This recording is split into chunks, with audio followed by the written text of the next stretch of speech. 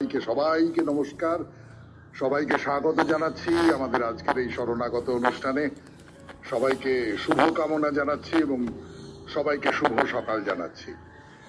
আজকে বৃহস্পতিবার এবং সেই বৃহস্পতিবার যে বৃহস্পতিবারের শরণাগত পুরোপুরি আপনাদের না, শরণাগত তো এমনিতেই আপনাদের, কিন্তু আজকের শরণাগতটা মানে এই সমস্ত বৃহস্পতিবারের শরণাগতটা পুরোপুরি আপনাদের। আপনারা কোনো একটা বিষয় নিয়ে লেখা লেখেন, চিঠি দেন এবং সেই চিঠিটা পড়াই হচ্ছে আমার একমাত্র কাজ। কাজে আজকের শরণাগতটাকে বিশেষভাবে একমাত্র আপনাদের শরণাগতই বলা উচিত বলে আমার মনে হয়। তো আজকে নানান কারণে বিশেষ দিন। কালকে তো রবীন্দ্রনাথের জন্মদিন গেছে, আজ শ্রী শ্রী রামদাস গোস্বামীর জন্মদিন, দেশনায়ক গোপাল কৃষ্ণ গোখলের জন্মদিবস এবং আজকে বিশ্ব থ্যালাসেমিয়া দিবস। বেনি মাধবশীলের পঞ্জিকা অনুযায়ী আজকের দিনটার কথা প্রথমে বলি। আজকে 26শে বৈশাখ 1431, ইংরেজির 9ই মে 2024, বৃহস্পতিবার। সূর্যোদয়ের সময় ভোর 5:04, সূর্যাস্তের সময় সন্ধে 6:04। আজকে প্রতিপদ, নক্ষত্র কৃত্তিকা। জন্মে বৃষরাশি, বৈশ্যবর্ণ, মতান্তরে শূদ্রবর্ণ, রাক্ষসগণ। দিনের বেলা 1:04 গতে নরগণ। আমাদের হোয়াটসঅ্যাপে চিঠি পাঠাবার নাম্বার 9831922927। চিঠির গোড়ায় অতি অবশ্যই SG লিখতে হবে। আর আপনারা জানেন, বলবার হয়তো দরকারও করে না, বহুবার বলেছি যে শনিবারে যে মহাপুরুষের কথার উত্তরটা আপনারা পাঠাচ্ছেন তাতে SGর পাশাপাশি একটু মহাপুরুষের কথাটাও লিখে দেবেন। আজকের অনুষ্ঠান মানে হচ্ছে আপনাদের চিঠি পড়ার অনুষ্ঠান। তো সেই চিঠি পড়া শুরু করি। বিষয় ছিল প্রথম রবীন্দ্রনাথ। প্রথম রবীন্দ্রনাথ মানে রবীন্দ্রনাথের সঙ্গে আপনার প্রথম সাক্ষাৎ কিভাবে হলো। প্রথম সাক্ষাৎ মানে শারীরিক সাক্ষাতের কথা বলছি না আমি, কিন্তু ভাবজগতের সাক্ষাৎ, অর্থাৎ প্রথম আপনি কিভাবে রবীন্দ্রনাথের সঙ্গে পরিচিত হলেন। রবীন্দ্রনাথ কিভাবে, ওই যে তার গান আছে না, কে দিল আবার আঘাত, সেই রকম আপনার হৃদয়ে প্রথম আঘাত দিলেন রবীন্দ্রনাথ, কবে কিভাবে, তার গল্প আপনারা শোনাবেন এই আশা নিয়ে চিঠির বিষয় ঠিক করা হয়েছিল। তাহলে সেই বিষয় অনুযায়ী চিঠি পড়া শুরু হোক। প্রথম চিঠি লিখেছেন রুবি চৌধুরী। রুবি চৌধুরীর চিঠি দিয়ে শুরু হবে আজকের বৃহস্পতিবারের শরণাগত গানের পর। 92.7 বিগ FM এ শরণাগত অনুষ্ঠানে আজ বৃহস্পতিবার আপনাদের চিঠিপত্রের আসর বসেছে। আপনাদের বিষয় ছিল প্রথম রবীন্দ্রনাথ। রুবি চৌধুরী আজকের প্রথম চিঠির লেখক। দেখা যাক তিনি কি লিখেছেন। প্রথমেই 92.7 বিগ FM এর সকল বন্ধু এবং আপনাকে শুভ নববর্ষের শুভেচ্ছা ও প্রণাম জানাই। বৈশাখ মাস আসা মানেই তো ভাবনায় রবীন্দ্রনাথের আনাগোনা। তবে আমাদের মতো রবীন্দ্র প্রেমী এবং আপামর বাঙালির তো জীবনের প্রতিদিনই রবীন্দ্রনাথ, প্রতিদিনই 25শে বৈশাখ। এবারের বিষয় প্রথম রবীন্দ্রনাথ। ঠিক কবে তাকে চিনলাম জানি না। ছোট খোকা বলে অ আ, সে তো পড়তে হয়, পড়েছি, ঠিক চেনা বলবো না। সত্যি চিনলাম সেই দিন যেদিন বয়স মোটে 5। সঙ্গীত শিক্ষাগুরু সরগম শিক্ষা দিতে গিয়ে বললেন, তুই রবীন্দ্রসঙ্গীত শিখিস, খুব ভালো হবে তোর গলায়। বাড়ি এসে প্রথমেই দিদিকে প্রশ্ন, কোন গানটা রবীন্দ্রসঙ্গীত রে দিদি? দিদি বলল, কেন শুনিস না, বাবা সকালবেলায় যে গানগুলো রোজই গায়, আগুনের পরশমণি, ক্লান্তি আমার ক্ষমা করো। কেন জানি না বেশ মনে পড়ে, শরীরে একটা বিশেষ অনুভূতি হয়েছিল। সেটা বাবার গান নাকি দিদির বলার ভঙ্গিমা কোনটা জানি না। এখনো স্মৃতিতে উজ্জ্বল সেই দিনটা। দিদিমণি এলেন, যিনি ছিলেন সুচিত্রা মিত্রের ছাত্রী। শেখালেন কোন আলোতে প্রাণের প্রদীপ। বেশ বড় গান, প্রায় 3 মাস ধরে শেখানো হয়েছিল। সেই প্রথম রবীন্দ্রনাথকে ভালোবাসা, তাই প্রৌঢ়ত্বেও কথাগুলো এখনো ভুলিনি। না দেখে বেশ সুন্দর গাইতে পারি অনায়াসেই। কেন জানি না, হয়তোবা প্রথম রবীন্দ্রনাথ ওই গানেই আমার জীবনে ধরা দিয়েছিলেন বোধ হয়। নমস্কারান্তে, রুবি চৌধুরী, শরৎপল্লী, শ্যামনগর। ভারী চমৎকার হয়েছে আপনার চিঠিটি রুবি দেবী, খুব ভালো হয়েছে, খুব ভালো চিঠি। এই যে গানের মধ্যে দিয়ে প্রথম রবীন্দ্রনাথকে পাওয়া, আমাদের মধ্যবিত্ত বাঙালির তো এইটা একটা ছিল আর কি, গান গান শেখা, কম বয়সে গান শেখা, রবীন্দ্রসঙ্গীত শেখা। এখনো কতটা আছে আমি খুব ভালো বলতে পারবো না, কিন্তু ছোটবেলায় আমার মনে পড়ে যে ওই সন্ধেবেলায় যখন খেলে বাড়ি ফিরছি, এ বাড়ি ও বাড়ি সে বাড়ি, তার জানলা দিয়ে রবীন্দ্রসঙ্গীতের অভ্যাস ভেসে আসছে। সেইটা আজকাল আর শোনা যায় না, আজকাল টেলিভিশনে সিরিয়ালের আওয়াজ শোনা যায়। যাই হোক, এর পরের চিঠিটি লিখেছেন পূর্ণিমা মিত্র, সোদপুর কালীতলা থেকে। ছোট্ট চিঠি পড়ে শোনাবো 92.7 বিগ এফএম এ শরণাগত অনুষ্ঠানে, গানের পর। বিগ এফএম এ শরণাগত অনুষ্ঠানে আপনাদের চিঠিপত্র পড়বার জন্যে আজকের চিঠিপত্রের বিষয় প্রথম রবীন্দ্রনাথ। প্রথম রবীন্দ্রনাথ আপনার দরজায় কিভাবে কড়া নেড়েছিলেন, খুব উৎসুক হয়ে আছি। আপনারাও নিশ্চয়ই উৎসুক হয়ে আছেন যে এক একজন মানুষ এক এক রকম করে রবীন্দ্রনাথকে প্রথম চিনেছেন। তো এখন যে চিঠিটি পড়ব, ছোট্ট চিঠি, সেই চিঠিটি লিখেছেন পূর্ণিমা মিত্র, সোদপুর কালীতলা থেকে। পড়ে শোনাই সেই চিঠি। প্রথমেই দাদা, তোমাকে জানাই আমার প্রণাম। আমি শরণাগত রোজই শুনি, কখনো চিঠি লেখা হয়নি, আজকে প্রথম লিখছি। আরে স্বাগত স্বাগত স্বাগত স্বাগত, আমাদের এই শরণাগত পত্রলেখক পরিবারে আপনাকে স্বাগত। পড়ি, চিঠি পড়ি। আমরা দুই বোন এক ভাই, তিনজনে একই ঘরে একসাথে খাটের ওপর পড়তে বসতাম। দাদা দিদি আমার চাইতে অনেকই বড় থাকায় ওরা যখন বাংলা বই পড়তো তখন আমি মন দিয়ে শুনতাম। আমার জীবনে প্রথম রবীন্দ্রনাথ ঠাকুরের প্রতি ভালো লাগা শুরু হয় দেনা পাওনা গল্প থেকে।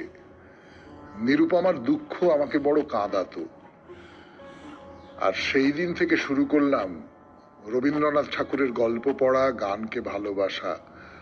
আজও মন প্রাণ দিয়ে ভালোবাসি। পূর্ণিমা মিত্র, সোদপুর কালীতলা। এই পূর্ণিমা দেবীর এই যে চিঠিটা, এটা আমাকে মনে করিয়ে দিল আমিও দেনা পাওনা খুব বাচ্চা বয়সে পড়েছি, বেশ ছোট বয়সে, মানে কত ছোট কোন বয়সে সেটা আর মনে নেই, কিন্তু বেশ ছোট বয়সে। এবং আমার মনে পড়ে যে এই দেনা পাওনা গল্পটা সেটা খুব ধাক্কা দিয়েছিল। মানে মানুষ এত নিষ্ঠুর হতে পারে এইরকম ভেবে, খুব কাঁচা বয়স তো, কাঁচা বয়সের কাঁচা মন, খুব কষ্ট হয়েছিল আর কি। অনেক ধন্যবাদ আপনাকে পূর্ণিমা দেবী। আমরা পরের চিঠিতে চলে যাব এবার। প্রথম রবীন্দ্রনাথ এই নিয়ে চিঠি লিখেছেন ডক্টর চঞ্চল কুমার জানা, ফুলবাগান, কলকাতা থেকে। ফিরে আসছি সেই চিঠিতে গানের পর। চঞ্চল কুমার জানা, ফুলবাগান, কলকাতা থেকে লিখেছেন চিঠি, বিষয় প্রথম রবীন্দ্রনাথ। দেখা যাক তার প্রথম রবীন্দ্রনাথের অভিজ্ঞতা কিভাবে। সুপ্রভাত, শ্রদ্ধা ও নমস্কার শ্রীযুক্ত সৌমিত্র বাবু ও বিগ এফএম 92.7 এর শ্রোতৃবৃন্দ। আমি কলকাতার ফুলবাগান থেকে ডক্টর চঞ্চল কুমার জানা। কে প্রথম কাছে এসেছে, কে প্রথম ভালোবেসেছে, না আমি নয়, তুমি, রবীন্দ্রনাথ।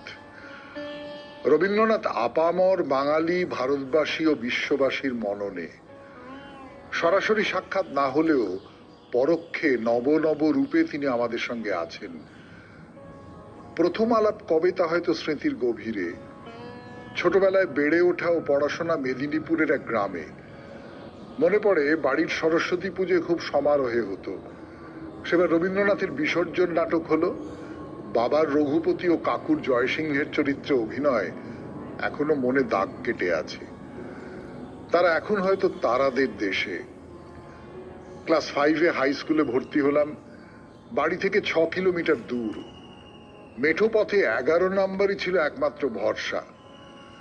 স্কুলে প্রতি বছর 25শে বৈশাখে ঘটা করে রবীন্দ্র জয়ন্তী পালন হতো। আমার কাকু ছিলেন ওই স্কুলের শিক্ষক।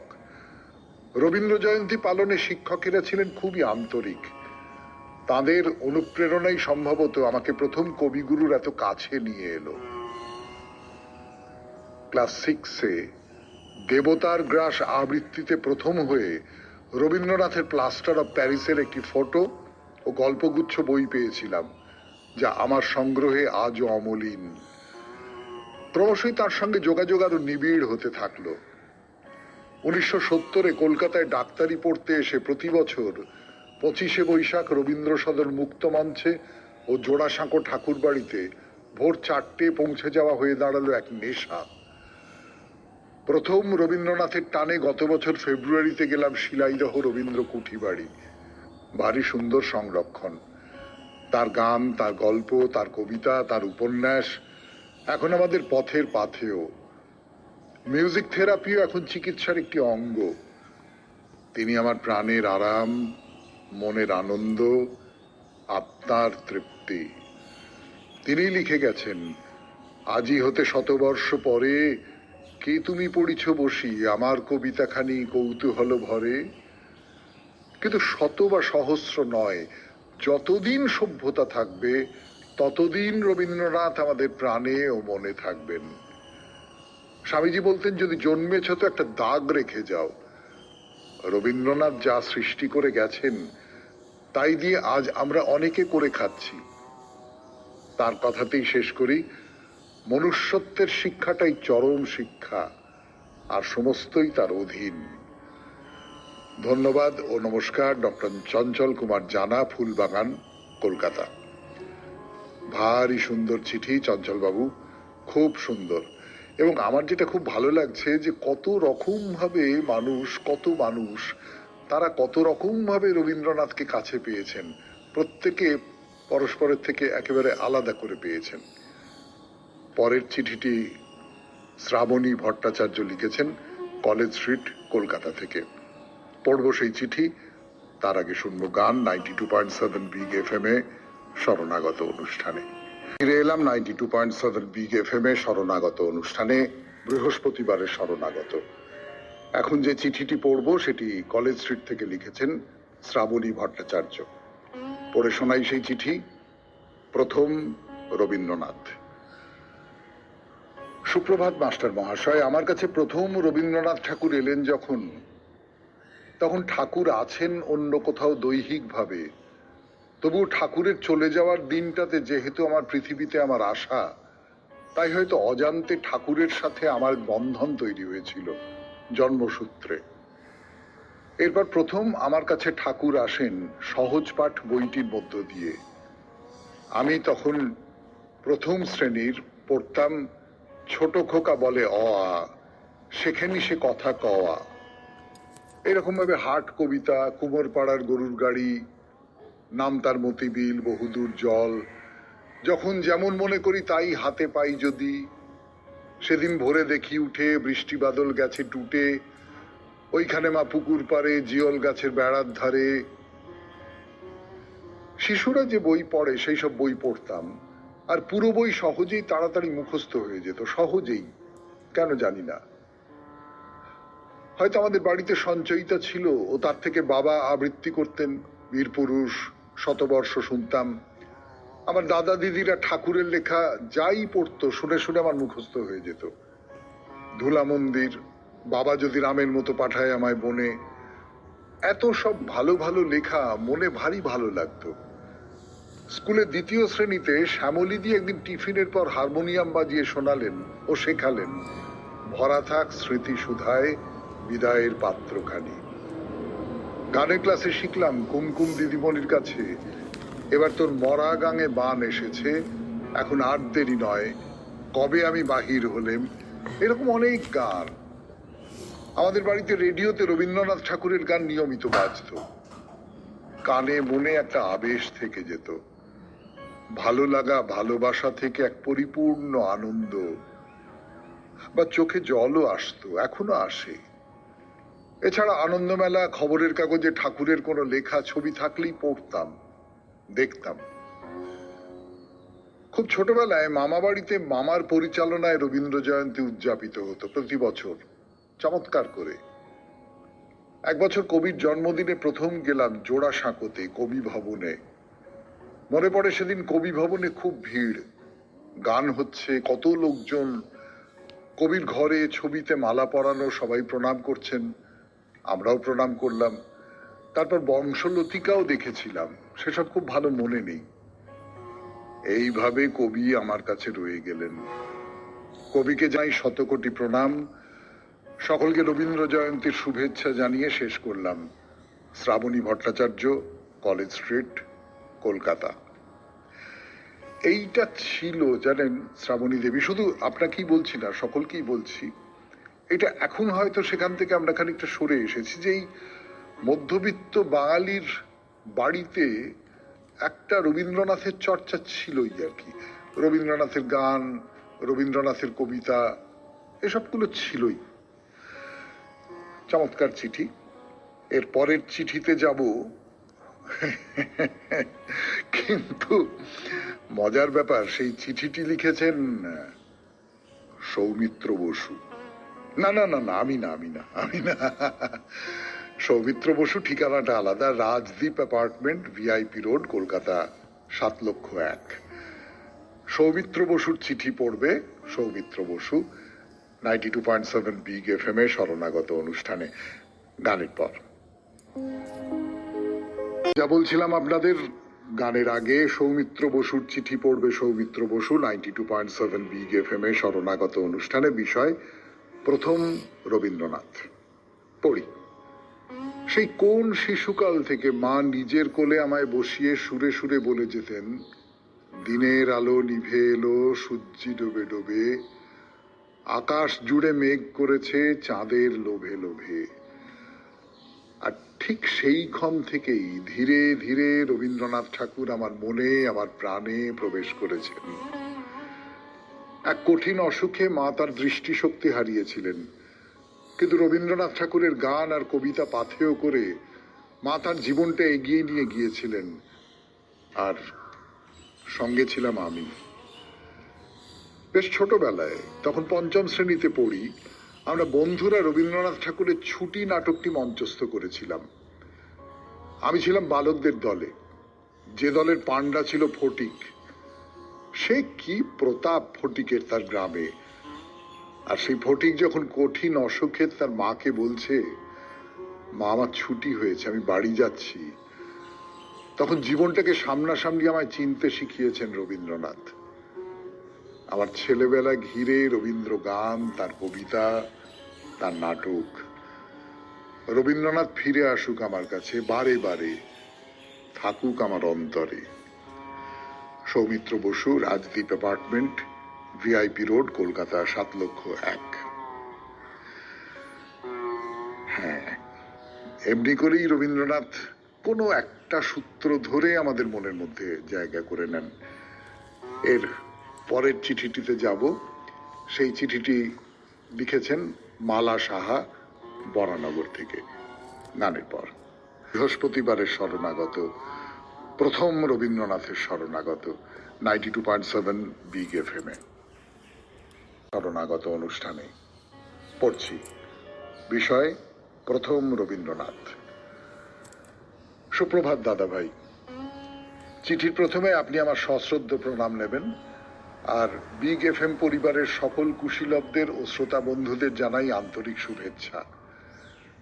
কবিগুরুর জন্মদিনে তার প্রতি শ্রদ্ধার্ঘ্য নিবেদন করে আজকের চিঠি শুরু করছি। সেই দিনটা আমার আজও মনে আছে। তখন আমি 3য় শ্রেণীর ছাত্রী। শুনলাম পুজোর ছুটি পড়ার দিন স্কুলে অনুষ্ঠান হবে, কে কি করবে নাম চাওয়া হচ্ছে। আমি ছিলাম খুব মুখচোরা। আমার এক বন্ধু জোর করে আবৃত্তিতে আমার নাম দেওয়ালো। বাড়ি এসে বাবাকে বলতে বাবা বললেন রবীন্দ্রনাথ ঠাকুরের বীর পুরুষ কবিতাটি আবৃত্তি করতে। কবিতাটা আমার মুখস্থ ছিল না, মুখস্থ করে বাবার কাছে শিখলাম কিভাবে কবিতাটা আবৃত্তি করতে হবে। তারপর স্কুলে রিহার্সাল হলো, শিক্ষিকারা জানালেন খুব ভালো হচ্ছে।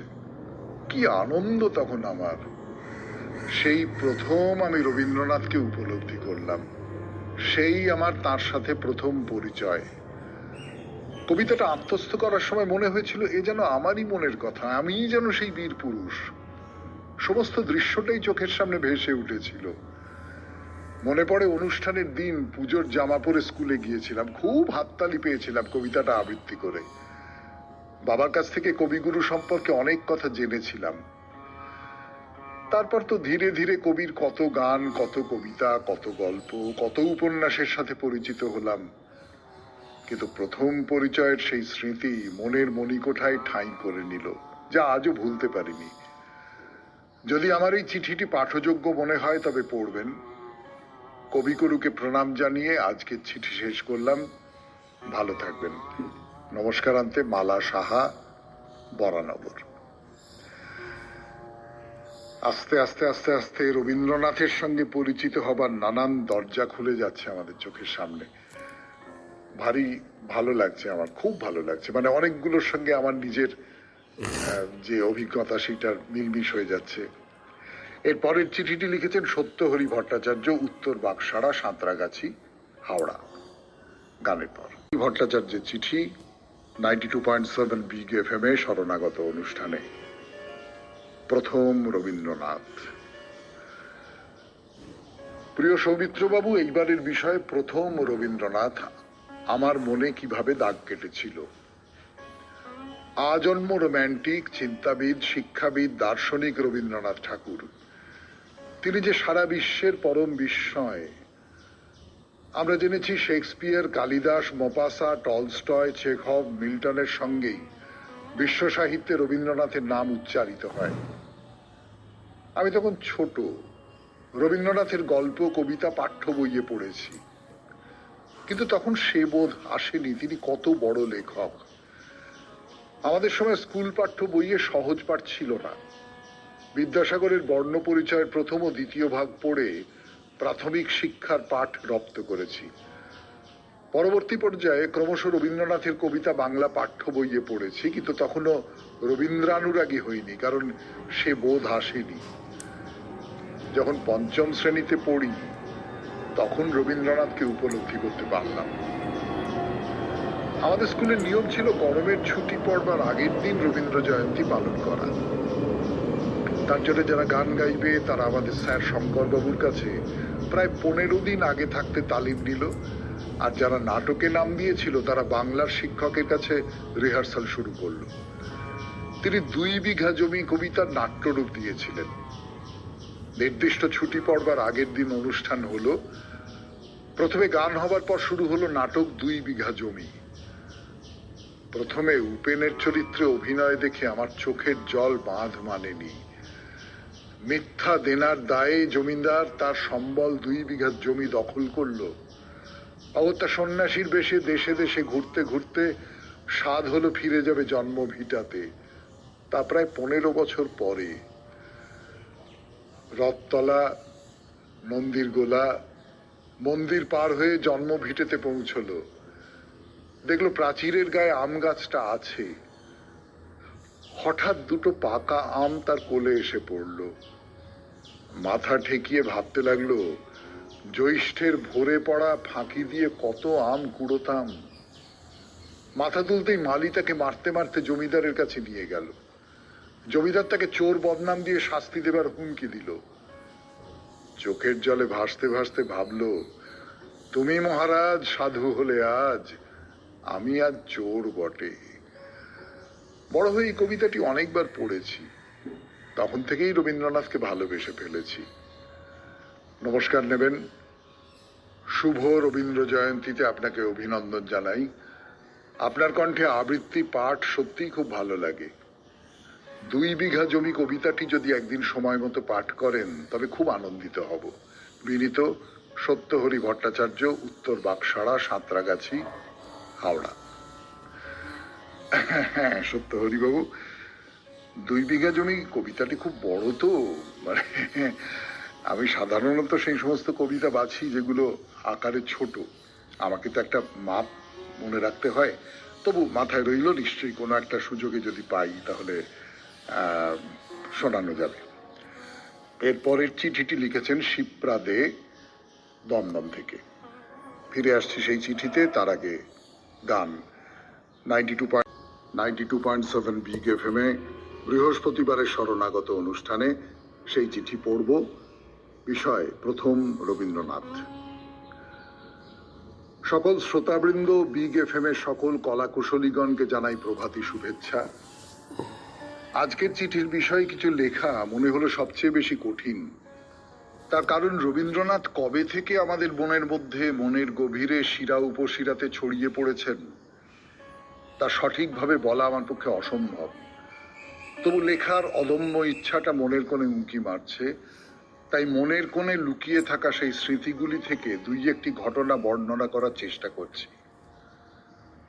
আমি তখন খুব ছোট, বছর 3 কি 4 বছর বয়স হবে। আমার বাবা ও মার সাথে গিয়েছিলাম জোড়াসাঁকো ঠাকুর বাড়িতে। দিনটা ছিল 25শে বৈশাখ। সিঁড়ি দিয়ে ওপরে উঠে একটা ঘরে গিয়েছিলাম, সুন্দর করে ফুল দিয়ে সাজানো। ঘরের লাল মেঝেতে অনেক বড় করে সুন্দর আলপনা দেওয়া। ওইখানে একটি ছবি, তাতে মালা ও খুব সুন্দর করে চন্দ্র পরানো।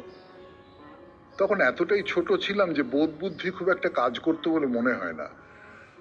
বাবা আমাকে বলেছিলেন যে ইনি কবিগুরু রবীন্দ্রনাথ ঠাকুর, এই ঘরে কবি জন্মগ্রহণ করেছিলেন। বাবা প্রণাম করতে বললেন। তখন প্রণাম করে তারপর নিচে অনুষ্ঠান দেখে বাড়ি ফিরে আসি। একটা কথা আমার পরিষ্কার মনে নেই, বাবা সেই দিনই রবীন্দ্রনাথ ঠাকুরের ছোট গল্প কিনে আনেন নাকি বইটি আমাদের বাড়িতে ছিল। সেই দিন বাবা আমাকে ওই বইটি থেকে কাবুলিওয়ালা গল্পটি পড়ে শোনান। সেই ছোট্ট মেয়ে মিনি ও কাবুলিওয়ালার বন্ধুত্ব আমার খুব ভালো লেগেছিল। একটু যখন বড় হই তখন কাবুলিওয়ালা সিনেমাটা দেখি। সেই ছায়াছবি নিয়ে কোনো কথা বলার ধৃষ্টতা আমার নেই। একটি দৃশ্য আমার মনে আজও দাগ কাটে। যখন রহমত তার নিজের খুকির ছোট্ট হাতের ছাপ পকেটে নিয়ে সুদূর কাবুল থেকে ভারতবর্ষের শহরের গলিতে গলিতে ঘুরে ফেরি করে তার জীবিকা নির্বাহ করে বেড়াত। তার মনের গভীরে কত কষ্ট জমাট বেঁধেছিল তখন তো বুঝতে পারিনি, এখন বুঝি।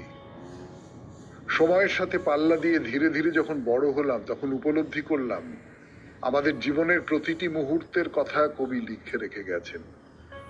বৃক্ষরোপণ থেকে রাখি বন্ধন, জীবন ও মৃত্যু, প্রেম বিরহের কথা এত সুন্দরভাবে বর্ণনা করে গেছেন যা যুগ যুগ ধরে সারা বিশ্বের মানুষ ওর লেখা নিয়ে চর্চা করবেন। জীবনের অনেকটা পথ পেরিয়ে এসে একটা কথা না বলে পারছি না। প্রবাসী বাঙালি হওয়ার সুবাদে দুর্গাপূজাতে বিশ্বকবির গান ও নৃত্যনাট্য পরিবেশন করার চেষ্টা করেছি এবং এটা প্রমাণ করতে পেরেছি যে রবীন্দ্রনাথ ঠাকুরের সৃষ্টিতে ভাষা কোনো বাধা হয়ে দাঁড়ায় না। আজও সেই চেষ্টা করে চলেছি। সবশেষে গুরুদেবের উদ্দেশ্যে আমার বিনম্র শ্রদ্ধা ও নমন। কবি আজ থেকে 100 বর্ষ পূর্বে যা লিখে গেছেন সেই প্রার্থনা করি, বরিশ ধরা মাঝে শান্তির বাড়ি। লিখেছেন শিপ্রা দে, দমদম। প্রথম রবীন্দ্রনাথ। বৃহস্পতিবারের এই যে চিঠির সংকলন আজকে পড়লাম, আর একটি চিঠি বাকি আছে। সেই চিঠিটি লিখেছেন শর্মিলা বসু। 92.7 বিগ এফএম এ শরণাগত অনুষ্ঠানে সেই চিঠি দিয়েই শেষ করব প্রথম রবীন্দ্রনাথ। শর্মিলা বসুর চিঠি, প্রথম রবীন্দ্রনাথ। চিরসখা হে, আজ প্রথম তোমায় চিঠি লিখতে বসেছি। বাইরে রুদ্র বৈশাখ তার দাবদাহ ছড়িয়ে দিচ্ছে শিমুলের ডালে। পলাশের প্রাচুর্য ম্লান হয়ে গেছে কৃষ্ণচূড়ার আগুনে। পিঙ্গল বাতাস ছিনিয়ে নিচ্ছে অমল তাসের সোনালি হলুদ। প্রৌঢ়ত্বের গৈরিক বসনে শুরু করছি আমার বেলা অবেলার গল্প। অনেক ছোটবেলায় একটা বৃষ্টির দিন দোতলার জানলা দিয়ে দেখছি নিচের বড় রাস্তা মোটামুটি নদীর চেহারা নিয়েছে। আমি ওপর থেকে কাগজের নৌকা ফেলার আগে কানে এলো অস্পষ্ট কিছু লাইন। কবে বৃষ্টি পড়েছিল, বান এলো সে কোথা, শিব ঠাকুরের বিয়ে হলো কবে, কার সে কথা। অফিস যেতে না পেরে বাবি পাশে এসে দাঁড়িয়েছে। বাবির গায়ের গন্ধে মিশে গেছে বৃষ্টির সোঁদা গন্ধ, ল্যাম্পপোস্টের তারে ভিজে কাক, আর দৃষ্টি সীমানার বাইরে ভেসে যাওয়া কাগজের নৌকো, সব মিলিয়ে এমন একটা অনুভূতি যা আমার বোঝার বাইরে। আমার চোখের সামনে আবছা নদীর তীর, বৃষ্টিতে ধূসর। কোন ছেলের ঘুম পাড়াতে কে গাইল গান, বৃষ্টি পড়ে টাপুর টুপুর, নদে এলো বান। কোনো কারণ ছাড়াই আমি হঠাৎ কেঁদে ফেললাম, আর তুমি মিশে গেলে সেই কান্নাটার সঙ্গে। তোমার সঙ্গে প্রাথমিক আলাপ কিছুটা অম্ল মধুর। প্রথম স্কুলে রংচঙে নানা বইয়ের মাঝে নেহাতি একটা সাদামাটা বই, শিশু, যার কিছু কিছু কবিতা আমাদের মুখস্থ করতে বাধ্য করা হতো। বড় কষ্টের সে প্রহর। মুখস্থ না হলে নির্দয় দিদিমণি বলতেন লিখতে, প্রথমে দেখে পরে না দেখে। তাতে হাতের লেখা মক্স করার কাজটাও খানিকটা এগিয়ে যেত। এইভাবেই আমি খুঁজে পেলাম একটা ছোট্ট ছেলেকে, যার অনেক কিছু আমার সাথে মিলে যায়। কোনো নির্জন দুপুরে চলে যাওয়া যায় ছাতের কোণে রাখা তুলসী গাছের টবের পাশে, কোনো এক অজানা রাজার বাড়িতে। আমাদের ছোটবেলায় সহজ পাঠ পড়তে হয়নি, সে ছিল কিশলয়ের রাজত্ব। সেখানে ডাকঘরের কিছু অংশ, অমল ও দইওয়ালা। ডাকঘর বোঝার দিন তখনও আসেনি, তবে অমলের জন্য একটা দলা পাকানো কষ্ট মনের কোণে গুমড়োতে লাগলো।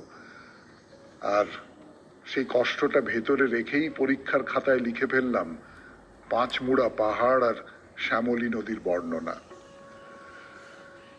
ক্রমশ জীবন বাঁক নিয়েছে জটিলতর খাতে।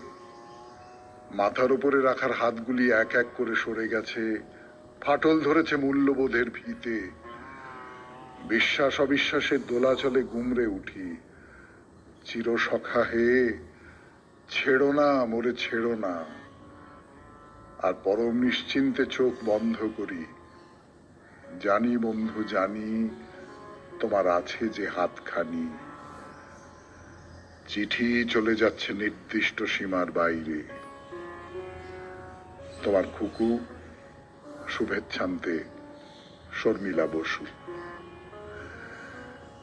শেষ উচ্চারণ এটাই, জানি জানি বন্ধু জানি, তোমার আছে তো হাতখানি। শেষ হলো আজকের শরণাগত 92.7 বিগ FM এ। আমাদের হোয়াটসঅ্যাপে চিঠি পাঠাবার নাম্বার 9831922927। চিঠির গোড়ায় অতি অবশ্যই SG লিখবেন। আর শনিবারে মহাপুরুষের কথার উত্তরে মহাপুরুষের কথা, এই কটি লিখে দেবেন। সবাই খুব ভালো থাকবেন, আনন্দে থাকবেন, হাতখানি আছে এই বিশ্বাসে থাকবেন। নমস্কার।